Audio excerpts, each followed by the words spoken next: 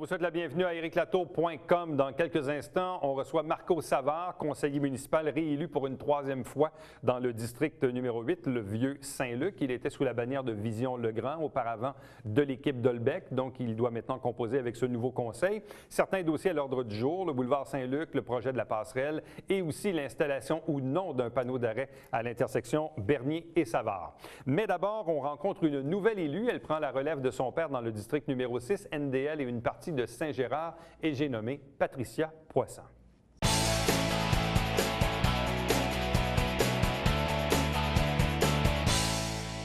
Depuis l'élection municipale, on s'est fait un devoir de recevoir à nouveau tous les candidats et candidates qui ont été soit élus ou réélus, parce qu'il faut, évidemment, on ne se comptera pas d'histoire, durant la campagne électorale, il y avait tellement de candidats que malheureusement, on avait très peu de temps à leur accorder.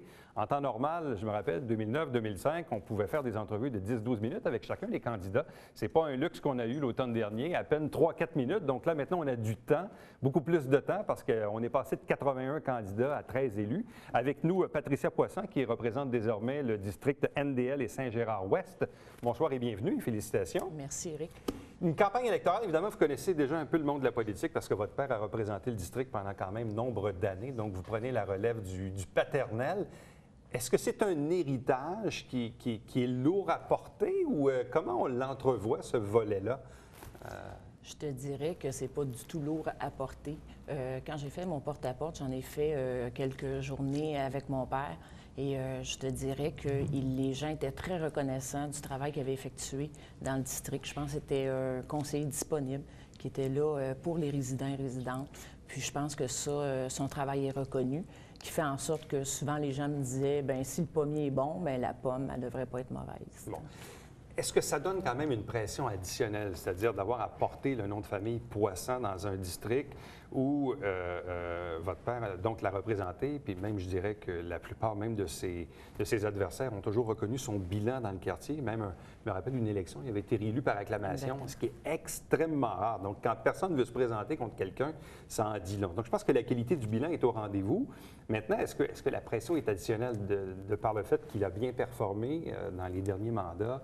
Est-ce qu'il y a une pression additionnelle pour la personne qui lui succède? Bien, la pression, elle était doublement d'un côté. Il n'y avait pas, je crois, grandes conseillères qui ont gagné suite au père ou à la mère. Ouais. Alors, ça, c'était une pression pour moi. Et deux, bien, c'est ça. Je pense que mon père, comme tu as dit, à chaque élection, a gagné et fort. Alors, je me devais de reprendre la relève et de gagner cette élection-là. Bon, une campagne électorale, c'était une première expérience. Oui. Humainement, c'est difficile. Physiquement, c'est difficile également. Comment l'avez-vous vécu? Je te dirais que le porte-à-porte, c'est quelque chose que j'ai vraiment aimé parce que j'aime le monde, j'aime jaser avec les gens et le contact humain, il est là, c'est là que ça se passe. C'est sûr, ou que c'est un peu plus dur, je te dirais, c'est que travaillant en temps plein aussi, mère de famille, alors combiner les 3 emplois à temps plein, c'était plus ça qui était, je te dirais, fatigant au niveau physique. Mais sinon, le porte-à-porte comme tel, rencontrer les gens, ça, j'ai bien aimé. Je le referai demain. Bon. Parce que parfois, quand on vit une campagne électorale, on a parfois des attentes où on se dit, bien, on pense que ça va se passer comme ça. Finalement, ça ne se passe pas comme on pensait. Est-ce qu'il y a eu des surprises, des déceptions? Est-ce qu'il y a eu des trucs auxquels vous n'étiez pas vraiment attendu? Je te dirais qu'au niveau du porte-à-porte, j'ai été agréablement surpris de la réception des gens. Les gens étaient gentils, les gens étaient contents de nous voir, nous parlaient. Les échanges étaient vraiment positifs, ça, j'ai bien aimé.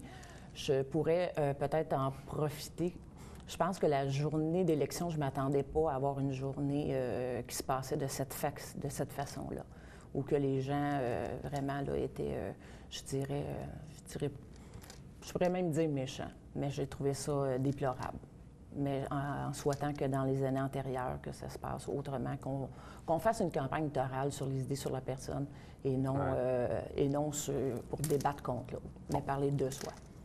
Je le disais tantôt, donc une campagne électorale, ça demande beaucoup physiquement, mentalement. Pif, paf, pouf, on est élu, la sermentation, là, on tombe dans le budget. En plus de ça, le maire vous a nommé au comité exécutif. Oui. Vous siégez également à la Corporation des Montgolfières, oui. Puis d'autres comités également. Les handicapés, le Centre des aînés. Donc, ça fait quand même beaucoup de dossiers. C'est un baptême assez intense, là. Oui, disons que ça fait beaucoup de lecture. Alors, on a laissé les romans de côté pour les documents de la ville. C'est plus aride un peu. Exactement. Mais il y a beaucoup de choses à apprendre en ce moment, puis c'est quand même très intéressant. On ne se le cachera pas. J'aime ça. J'aime vraiment ça, de voir toute la législation en arrière de ça.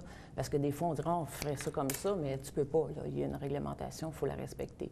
Alors, on apprend là-dedans, mais c'est vraiment, j'aime vraiment ça. Bon, là, on a procédé à l'adoption du budget, donc ça, c'est une étape de fait. Là, on s'en va dans la pause des fêtes. Certains ont remarqué que dans les 2 dernières assemblées, vous étiez absent. D'ailleurs, un de vos collègues, hier, lundi, vous a souhaité prompt rétablissement. Là, vous êtes ici avec nous aujourd'hui. Donc, qu'en est-il? Je vous ai parlé aujourd'hui, vous m'avez dit, viens, ça sera pas long. C'est ça, mais ça va mieux, ma santé va beaucoup mieux. J'ai eu un arrêt de travail, j'ai des problèmes lombaires. Mais ça va beaucoup mieux. J'ai des traitements en ce moment et tout ça. Puis je vais être de bon pied haut en 2014 pour siéger. Ne vous en faites pas. L'expression est bonne. Donc, des petits problèmes de dos qui devaient se régler. Donc, on sait comment ça peut être long à être assis des heures et des heures au conseil. Donc, c'est peut-être pas indiqué pour l'instant. Mais vous n'êtes pas à l'article de la mort, donc on le voit bien. Là, vous êtes bien présente avec nous. Comment vous entrevoyez ce rôle à l'exécutif? Parce que quand même, sur les 12 conseillers, il y en a 4, peut-être un 5e éventuellement, qui est nommé sur le CE. Vous êtes quand même mère de famille, vous avez un emploi. Bref, c'est quand même demandant. Comment entrevoyez-vous ce rôle-là à l'exécutif? Bien, ce rôle, c'est une réunion par 2 semaines. Alors, moi, mon horaire de travail me le permet. Ça, c'est pas compliqué. Mais les fois que j'ai assisté, parce qu'on ne peut pas dire que j'ai une grosse expérience, on commence, mais c'est vraiment agréable. Les personnes et les fonctionnaires sont là, ils nous aident, ils nous encadrent. Alors, à ce moment-là, ça nous permet de prendre des décisions un peu plus éclairées en commençant, comme ça, c'est plus difficile, mais c'est vraiment intéressant. Bon, au niveau des Montgolfières, ça reste encore là dans la famille. Votre père a assumé la présidence de l'International pendant quand même un certain nombre d'années. Là, le maire va assumer la présidence, mais en même temps, il vous a nommé au comité des Montgolfières. Donc, est-ce qu'il y a une certaine fierté de continuer la représentation aux Montgolfières? Oui, c'est une fierté parce qu'on ne se leurra pas, c'est un beau comité. C'est le festival, c'est un beau festival dans Saint-Jean. Dans le mois d'août, la ville de Saint-Jean vit avec le festival. Alors, qu'on me l'ait légué, bien, je vais être motivée pour être à la hauteur, puis de travailler de main forte pour que ce festival continue encore bien des années. Bon, je reviens à l'adoption du budget et surtout le plan triennal d'immobilisation. Puis on l'a vu là, à l'Assemblée de lundi, et le maire l'indiquait, donc où chacun des 12 conseillers est arrivé avec sa liste d'épicerie. Et là, il y a des choix à faire. On part de ça, il faut arriver à ça, puis il faut arriver à ça, puis même, ultimement, peut-être avoir 1, 2 ou 3 priorités. Pour la prochaine année, puis à la limite 2015, 2016, 2017. Vous, qu'est-ce que vous avez mis dans votre liste d'épicerie? Bien, ma liste d'épicerie, c'était pour débuter, il y avait les jeux d'eau dans le parc Raymond-Lefebvre.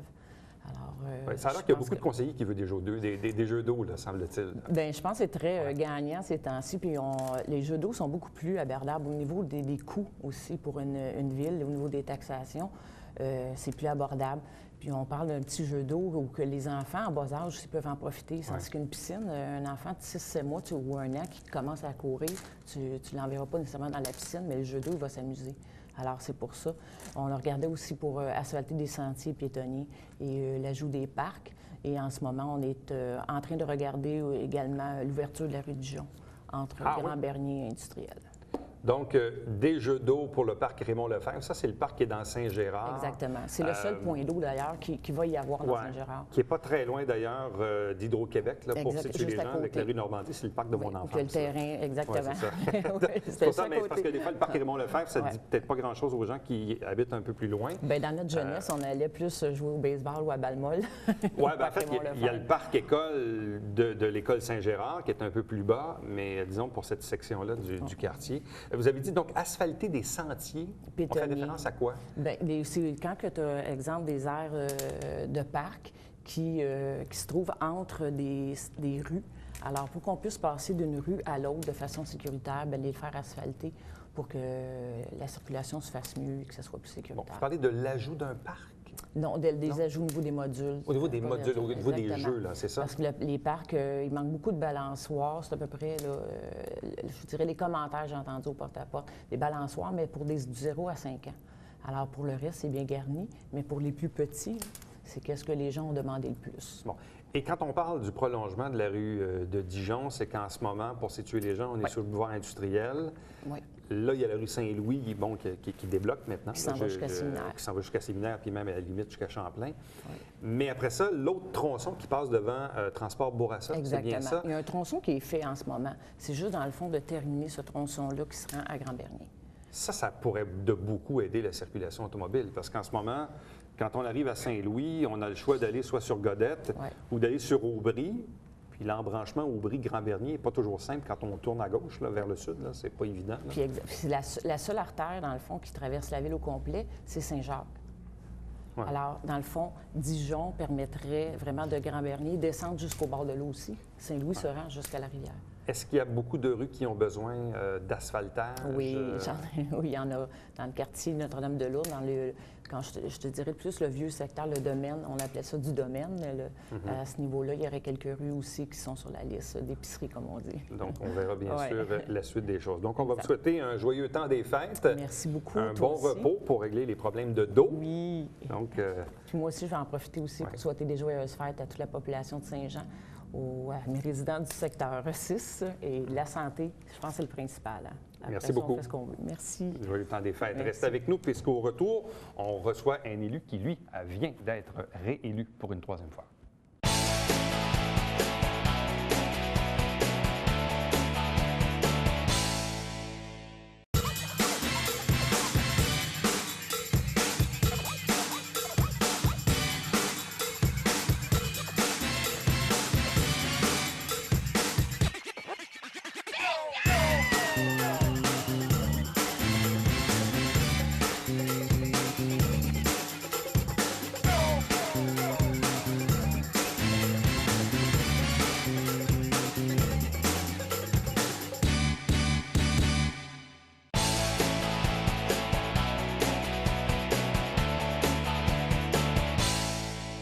On poursuit la rencontre avec les élus, nouveaux ou anciens ou réélus. C'est son cas dans le district numéro 8, dans le Vieux-Saint-Luc, Marco Savard. Bonsoir et bienvenue. Félicitations. Bonsoir, M. Dato. Donc, Merci. Un troisième mandat? Troisième mandat. On s'est bien compté? Oui, effectivement, oui. En quoi celui-ci est différent des deux autres? En quoi cette élection-ci a été différente des deux autres? Le processus en tant que tel, ce que je comprends, ce que vous voulez me poser comme question, c'est que la façon de faire était différente un peu, évidemment, qu'on partait avec une nouvelle équipe. Vous savez qu'il y avait pris des rangs de l'équipe de Vision Legrand. C'était aussi des nouveaux candidats qui se présentaient. On a dû aussi les aider à préparer leur campagne. Nous, à ça, évidemment, il fallait maintenir évidemment notre façon de faire pour bien gagner notre campagne électorale. De bien rencontrer nos citoyens. Fait que ça, c'était évidemment une étape différente que je n'avais pas vécue à partir, mettons, de ma candidature en 2002 qui avait été rejetée malheureusement comme indépendant et aussi en 2005 par rapport à l'équipe d'Albec, qui était quand même une équipe qui était très structurée. Aussi, les organisateurs aussi de l'équipe d'Albec étaient très structurés, qui nous aidaient évidemment à mieux avancer dans la campagne électorale puis mieux s'y prendre envers nos citoyens aussi. Là. Bon, vous avez vécu 2 mandats avec le maire Gilles Dolbec, de qui vous faisiez partie de l'équipe. Vous avez fait le choix de vous présenter avec Vision Legrand. On connaît le résultat final. Il y a 5 représentants du Parti Fecto, 5 représentants de Vision Legrand. Vision Legrand, c'est en fait des anciens de Dolbec puis des anciens de l'Action civique. En partie. En partie. Puis de l'Action civique, même à la limite, il y en a aussi chez M. Fecto. Il y a un indépendant. Il y a M. Langlois qui représente l'équipe d'Alain Laplante. Bref, c'est un conseil assez arc-en-ciel. Est-ce que la dynamique s'en ressent beaucoup? Ça doit être pas mal différent d'avant, je présume. On peut prendre en considération qu'il y a du changement, il y a des nouvelles idées, il y a des nouvelles façons de faire encore. Les gens ont chacun leur idée, chacun leur opinion. Moi, j'appelle ça indirectement, c'est un genre de comité, pas un comité, pardon, mais un conseil de ville en transition. On apprend tout à mieux à se connaître, de savoir aussi quelles sont nos idées à tous et chacun, puis comment être capable de défendre nos intérêts, puis les intérêts de nos citoyens envers chacun des conseillers qui sont en place actuellement. Qu'est-ce qui surprend le plus les nouveaux conseillers? Je me mets à votre place, qui êtes là depuis maintenant donc 8 ans, avec d'autres de vos collègues, mais là, vous en avez 7 nouveaux alentour de la table, là, dont le maire. C'est quoi qui les surprend le plus, les nouveaux élus? Je pense qu'on va un peu les surprendre sans l'expérience qu'on a comme conseiller municipal dans mon cas, depuis les 8 dernières années. Je pense que ça peut les surprendre. Tous les comités qu'on connaît, les discussions qu'on est conscient des situations, des impacts qu'on a. Puis à ces nouveaux élus-là, on leur donne la chance, évidemment, de s'exprimer. Puis nous, ça donne la chance en même temps de leur montrer qu'on connaît nos dossiers. Puis c'est comme ça qu'on doit procéder avec un bon conseil de ville. Fait que c'est beau faire ce qu'on veut, présenter ce qu'on veut, mais cependant, il faut être conscient du travail qui est à faire dans les comités, puis de bien maîtriser les comités. Ouais. Je pense que c'est un peu la façon que les nouveaux doivent nous voir actuellement, là, du moins la partie des anciens conseillers. Bon, vous l'avez déjà vécu, vous, à l'époque, en 2005, donc on arrive, on vient d'être élu, et là, paf, il faut immédiatement tomber dans le budget, voter ça. Là, on l'a vu, donc, lundi dernier, c'était l'adoption du budget. D'ailleurs, une adoption unanime, autant pour le budget que le rôle triennal des mobilisations. Ça n'a pas toujours été comme ça, donc ça aussi, c'est un changement de garde, si on veut. C'est un peu différent, oui. Mais il faut prendre en considération, c'est que le budget en tant que tel avait déjà été commencé à travailler depuis l'élection, avant l'élection 2013. Les gens qui y siègent, dont M. Berthelot, Mme Marcoux qui a siégé, il y avait M. Gagnon à l'époque, avaient quand même commencé une grosse base du budget pour s'en aller pour l'année 2014. Mais il y avait une bonne partie de travail de fait, puis on voit évidemment le résultat qui était fait de ces décisions-là. C'est pour cette raison-là que ça a été adopté pratiquement à l'unanimité aussi. Il y a des sages décisions qui ont été prises. Les directeurs de services ont énormément coupé coupé sur certaines dépenses en tant que telles. Ils ont serré la ceinture sur bien des projets, si on veut, mais ça n'empêche pas que ça va donner la qualité nécessaire, les besoins nécessaires à nos citoyens. Là. Bon, là, on a senti, on l'a entendu de la part du nouveau maire Fecteau, où il a demandé aux 12 conseillers d'arriver un peu avec leur liste d'épicerie, parce que le plan triennal des mobilisations, bon, à la limite, ce qu'on prévoit dépenser l'année prochaine, ça tient la route, mais ce qu'on prévoit dans 2 ans puis dans 3 ans, ça peut changer beaucoup. Là, c'est une liste de vœux, peut-être des vœux pieux dans certains cas. Vous, votre liste d'épicerie pour le district numéro 8, ça ressemble à quoi? Qu'est-ce que vous avez demandé? Bien, la priorité, évidemment, actuellement, c'était le dossier de la passerelle sur plombant l'autoroute 35, au bout du chemin de la mairie, dans mon secteur district 8, pour aller rejoindre le secteur 12, qui est le secteur Prévert. Ça fait partie de mes priorités. Évidemment, le pavage de certaines rues, dont la rue France, la rue Savard, font partie évidemment des priorités. Ça faisait partie de ma liste d'épicerie. Mais dans tout ça, c'est plus, je suis rendu, moi, je vous dirais, comme mon 3e mandat, je suis rendu vraiment à combler ces demandes-là. Parce qu'il y a eu quand même beaucoup de travail qui a été fait durant mes 2 derniers mandats, dont d'ailleurs des gens sont conscients des réalisations qui ont été faites, que ce soit la bibliothèque qu'on parle. On parle évidemment du boulevard Saint-Luc, qui est un très gros morceau. Qui était énormément attendu par la population. Aujourd'hui, c'est un dossier qui est réglé. Là, il faut procéder à d'autres situations, d'autres améliorations dans le district numéro 8. Ça fait partie, comme je l'ai mentionné, la passerelle en fait partie. Bon, la passerelle, on a senti de la bouche du nouveau maire que pas de subvention, probablement pas de passerelle. C'est-à-dire que je ne sais pas comment ça coûte, là, le projet, c'est quand même un bon montant. Là. À l'initiative, je pense on avait, dès l'automne passé, travaillé le dossier, on parlait de 4,3 millions. D'investissement. Et c'est sûr, évidemment, que l'attente, évidemment, c'est suite au nouveau programme électoral, le nouveau programme du provincial, là, qui est un nouveau programme qui est plus transport actif. Je n'ai pas le nom, il m'échappe. Ce nouveau programme-là peut nous donner la chance peut-être d'avoir un plus grand montant de subvention. Fait que ça nous permettrait, autrement dit, de diminuer la charge de 4,3 millions, dépendant de comment que le provincial peut nous allouer pour ce montant-là. C'est ça. Donc, si le gouvernement met sa part, et dans le fond, c'est un message qu'on envoie, je présume, au député Dave Turcotte. Donc, s'il y a une subvention qui arrive de Québec, clairement, la Ville sera, disons, plus disposée à procéder à l'investissement. C'est ça. C'est un peu le même principe qu'avec l'urbanisation de Bois-Saint-Luc. Bois-Saint-Luc, ça a toujours été de la même étape. Le provincial nous a toujours dit, dites-nous ce que vous voulez, dites-nous s'il y a un règlement d'emprunt puis vous êtes prêts à aller de l'avant, nous, on va vous suivre en arrière de ce projet-là. Puis chaque projet qui est subventionné par le provincial, en général, fonctionne comme ça. Que ce soit, on regarde justement Imagine actuellement, qu'on a eu quand même du provincial un octroi de 2,7 millions. C'est tous des avantages pour nous, les contribuables de Saint-Jean, qui nous permettent de moins être chargés sur nos taxes foncières. Bon, vous avez parlé tantôt de l'asphaltage de la rue France, là, qui traverse une bonne partie de votre district. Puis je vous ai entendu dans un précédent conseil, notamment lever certaines critiques à l'égard du transport d'autobus, que la circulation des autobus crée, disons, certains... dérangements envers les citoyens qui y habitent. Il faut comprendre que la rue France a toujours été une petite rue locale en tant que telle. Évidemment, par rapport au parcours actuel, l'autobus local passe par la rue France, la rue des Échevins, vient rejoindre le boulevard Saint-Luc, revient par la rue France.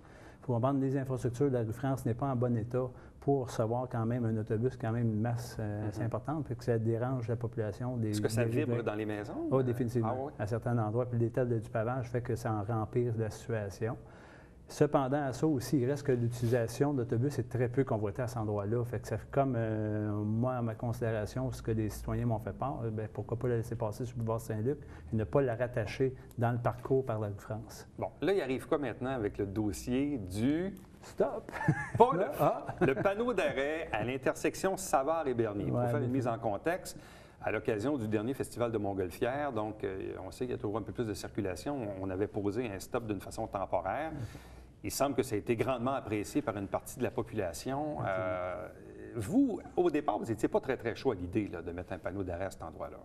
La raison, évidemment, c'est qu'on avait déjà fait la demande en 2011, puis il y avait un rapport, une analyse qui avait été apportée. Et puis le rapport qui nous avait été donné au chef du comité de circulation n'était pas favorable à l'implantation du stop pour la raison de sécurité. Parce qu'il faut quand même reprendre en considération que le stop sur la rue Savard en tant que tel, de boulevard Saint-Luc, quand ça en est vers Saint-Jean, si on veut, c'est une ligne droite, ça va bien. De l'inverse, cependant, quand on part de Saint-Jean pour revenir vers le boulevard Saint-Luc, c'est une genre de demi-courbe. Puis le Code de sécurité routière ne nous permet pas ou nous permet pas automatiquement d'avoir un stop à cet endroit-là pour cette raison-là. Bon, mais la sous-question à ça, c'est si c'est pas recommandable d'en mettre un là, pourquoi on en a mis un là de façon temporaire? Il faut comprendre que c'est en été. La différence, là, c'est quand la période hivernale ou l'hiver, où dans une courbe, mettre un stop avec les roues tournées, il faut comprendre que ça n'arrête pas comme qu'on veut à ce moment-là. C'est une des raisons principales que moi, je ne trouvais pas ça intéressant d'y installer un stop. L'autre raison que j'ai, c'est que je ne veux pas me ramasser avec une montée de circulation sur la rue Savard. Parce que actuellement, présentement, du boulevard Saint-Luc à Grand-Bernier, ceux qui prennent la rue Savard, ils l'utilisent comme shortcut, comme ralenti, excusez l'anglicisme. Fait que comme raccourci, et aussi sur la rue Tramontagne. C'est que si on met un panneau d'arrêt, que les gens vont être encore plus tentés d'utiliser Savard? Définitivement. Le rapport nous le montrait définitivement. Mais les citoyens en pensent quoi dans le secteur? Parce qu'on a l'impression, qu'on l'a vu dans la campagne électorale, notamment François Blais, qui était un de vos adversaires, qui y tient beaucoup, qui habite pas très loin. Puis même moi, je donne un exemple. Je suis allé l'autre jour à la Pépinière, puis je voulais retourner chez nous dans NDL. C'était assez compliqué, merci, de rembarquer. Je me disais, s'il y avait un stop à Savard, ça serait beaucoup plus facile en sortant de la Pépinière. Ça, c'est pour moi, mais moi, je n'habite pas votre quartier. Mais les citoyens, ils en pensent quoi dans votre quartier? Une partie des citoyens sont favorables. C'est sûr, quand je leur explique la raison, là, ils comprennent. C'est bien de comprendre la situation puis les risques à ça. Puis quand on leur dit que ça risque de doubler l'achalandage de la rue Savard, bien là, ils n'en veulent pas. Il faut comprendre que toute la partie de la rue Savard, à partir du boulevard Saint-Luc jusqu'à la rue Clermont, si on veut, évidemment, eux autres, c'est la circulation locale. Mais de voir l'achalandage doubler à partir de cet endroit-là, déjà là, la rue Savard, qui est une rue très étroite, surtout quand les véhicules sont stationnés, fait que ça va les déranger définitivement, parce qu'on parle de 2000, peut-être monter jusqu'à 2800 véhicules, peut-être une augmentation de 800 véhicules par jour. Mais là, on a passé à deux poils lundi dernier au Conseil de voter une résolution en faveur de l'installation d'un panneau. Oui. Là, finalement, vous avez demandé de mettre un haut là, le temps de recevoir une autre étude? L'étude officielle, parce que le trafic a changé en raison, évidemment, de l'urbanisation de boulevard Saint-Luc avec les synchronisations des feux. Est-ce que ça va nous dire, ou est-ce que les gens vont plus utiliser le boulevard Saint-Luc que reprendre les habitudes du shortcut par la rue Savard? Cette étude-là, j'espère qu'elle va me démontrer que les gens ont plus d'avantage à prendre le boulevard Saint-Luc par efficacité, par rapidité aussi. Autre étape que j'ai fait retirer cette demande-là, pour l'instant, c'est pas que je m'y objecte, mais ce que je veux bien faire comprendre, c'est qu'il faut apporter des alternatives, dont peut-être trouver une façon d'avoir moins de circulation sur la rue avant de mettre un stop à cet endroit-là. Donc, d'ailleurs, peut-être mettre un stop allongé au sol, comme un dos d'âne allongé, à l'intersection Clermont. Ou la rue Tramontagne, où j'ai 500 véhicules qui passent par jour pour justement raccourcir, pour se rendre sur la rue Bernier. Fait que si on met un stop-là, puis tous les gens circulent dans ces deux artères-là, qui vont quasiment venir des collectrices, c'est pas ce qu'on veut, ça reste des rues locales. Tant qu'on ne porte pas des attentions particulières à ces deux rues-là, bien à ce moment-là, on pourrait peut-être aller vers le stop à ce moment-là. Le maire a quand même indiqué qu'il était, semble-t-il, assez favorable à l'installation du panneau d'arrêt. C'est ce que j'ai entendu là, lundi. Bien, il faut voir les précédents, il faut l'analyser le dossier. Parce que je peux pas. Moi, dans ma tête, je n'ai jamais pris de décision en disant qu'on ne peut pas faire une campagne électorale sur un arrêt stop. Il faut bien comprendre ça. Là. Puis il y a des conséquences. Moi, je ne veux pas vivre des conséquences. Mais votre collègue Fontaine a déjà dit qu'il voterait contre? centre. Oui, effectivement. Bon, j'ai un appui entre autres. Et M. Langlois, qui est votre nouveau collègue, là, qui dans le fond représente la partie en face de votre quartier, Effectivement. semble être assez réceptif à vos inquiétudes là, pour son propre district. Bien, lui aussi a ses demandes. Là, aussi. Il y a des problématiques dans certaines rues. Fait que nous, je pense qu'on par conscience tranquille, c'est qu'il faut analyser la circulation avant de mettre un stop n'importe où, n'importe quelle manière. On ne peut pas arriver on ne peut pas créer un autre problème à un autre endroit simplement parce que en disant qu'on va mettre un stop là. Donc, la saga du stop Bernier-Savard se poursuivra en 2014. Possiblement. M. Savard, merci beaucoup. Bien, merci, M. Dalto. Je profite de l'occasion de souhaiter bon temps des fêtes et meilleurs vœux à tous mes citoyens et la population de Saint-Jean. Salut bien. Merci. Reste avec nous au retour, le Bavière quotidien.